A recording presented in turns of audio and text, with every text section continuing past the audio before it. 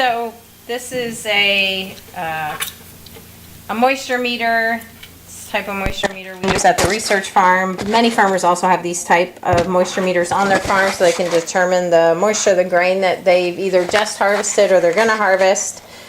Generally, you want to harvest the grain.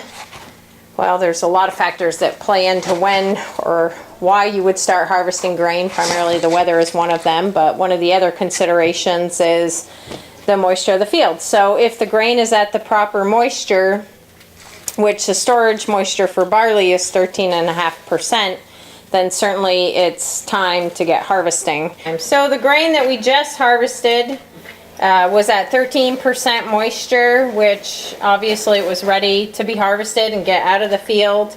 If the moisture content of the grain is over 13.5%, then the grain will need to be dried with primarily air. We don't really like to use a lot of heat to dry malting barley. And if you're just a little over 13.5%, forced air should work well to dry the grain properly.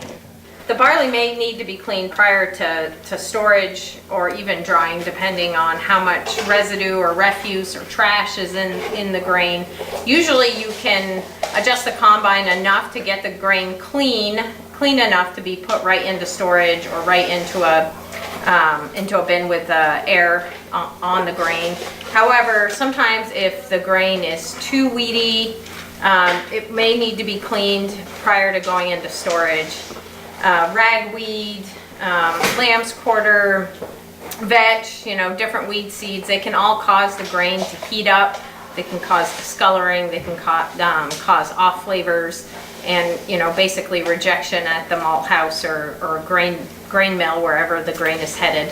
So there's lots of different ways to clean grain. This is just a standard fanning mill that many folks have. There's rotary cleaners as well. And this is just one basic way to clean grain.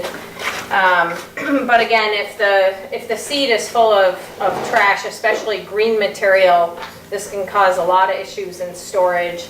So the grain really should be cleaned prior to storage. So we'll just do a quick demo here. Watch your fingers.